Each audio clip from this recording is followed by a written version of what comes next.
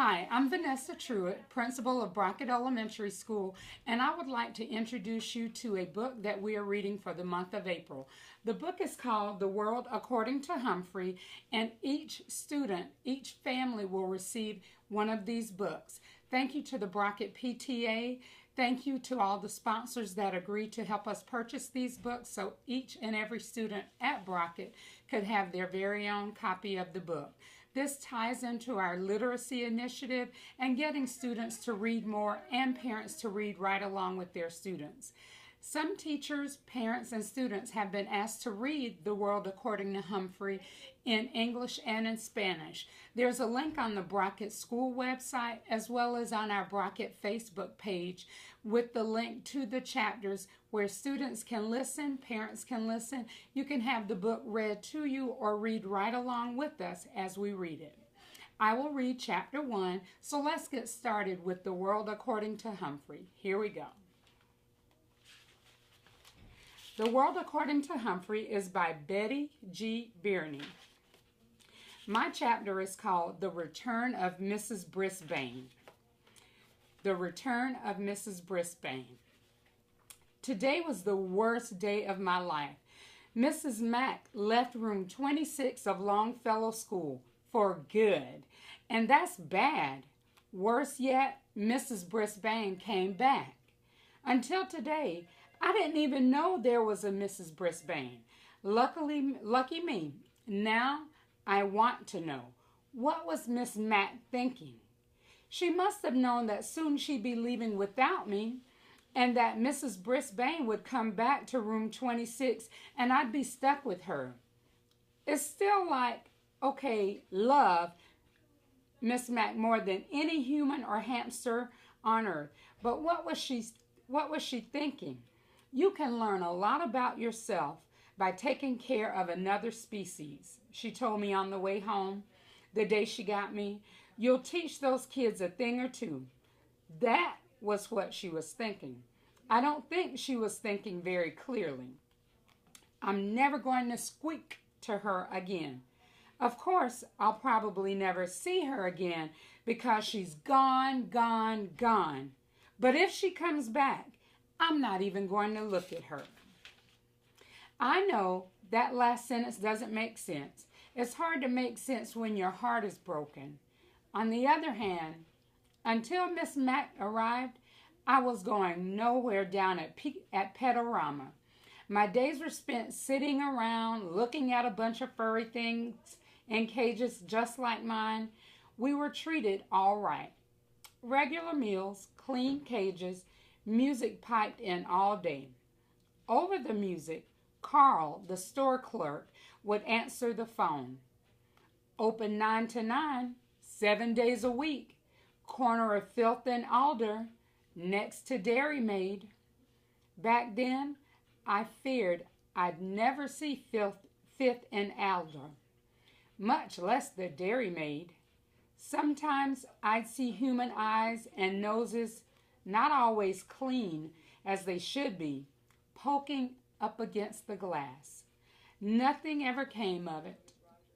The children were excited to see me. The parents usually had other ideas. Oh, come see the fishes, Cornelia. So colorful and so much easier to take care of than a hamster, Mama might say.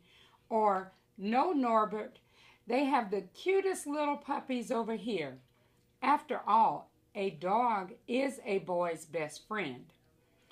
So there we were, hamsters, gerbils, mice, and guinea pigs, not nearly as popular as the fish, cats, and dogs. I suspected that I'd be spinning my wheel at Petorama forever.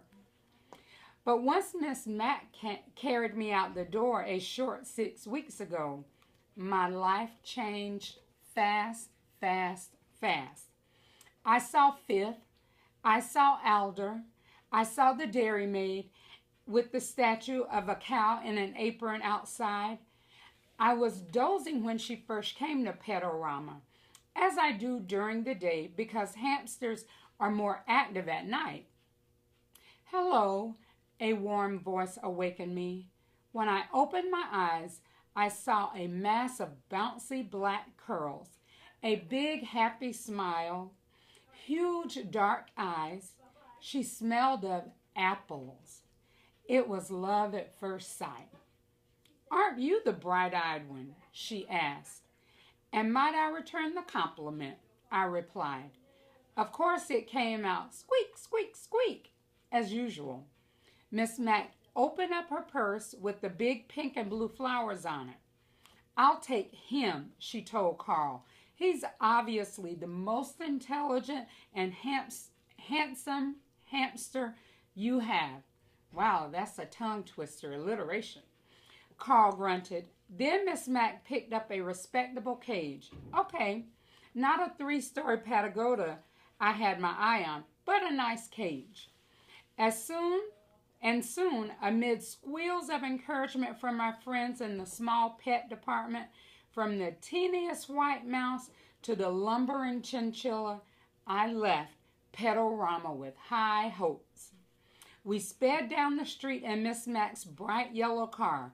She called it a bug, but I could see clearly it was really a car. She carried my cage up the stairs to her apartment. We ate apples.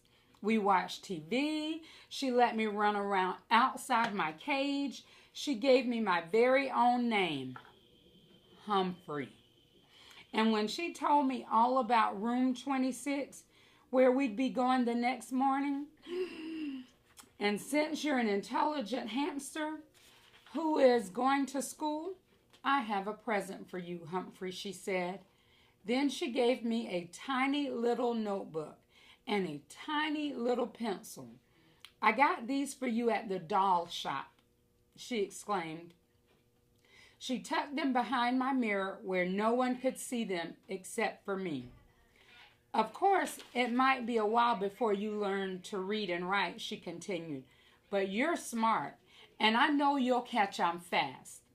Little did she know, I could already make out some words from my long, boring days at Petalrama.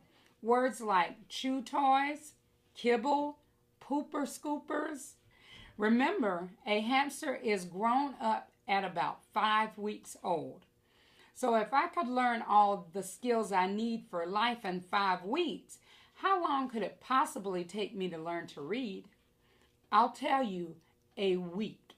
Yep, in a week, I could read and even write a little with the tiny pencil. In addition to schoolwork, I learned quite a bit about the other students in room 26. Like, "Lower your voice, AJ," or "Speak up, Saya," and "Wait for the bell, Garth," and Golden Miranda, even after I found out her name is really Miranda Golden. I thought of her as Golden Miranda because of her long blonde hair. After all, I'm a golden hamster. Yes, life in room 26 suited me well during the day. My cage had all the comforts a hamster could ask for. I had bars on the window to protect me from my enemies. I had a little sleeping house in one corner where no one could see me or bother me. There was my wheel to spin on, of course, and a lovely pile of nesting material. My mirror came in handy to check my grooming and to hide my notebook. In one corner, I kept my food. The opposite corner was my bathroom area because hamsters like to keep their poo away from their food. Who doesn't? All my needs were taken care of in one convenient cage. At night, I went home from school with Miss Mack, and we watched TV or listened to music. Sometimes Miss Mack played her bongo drums. She made a tunnel on the floor so I could race and wiggle to my hamster's heart content. Oh, the memories of those 6 weeks with Morgan McNamara. That's her real name, Morgan McNamara.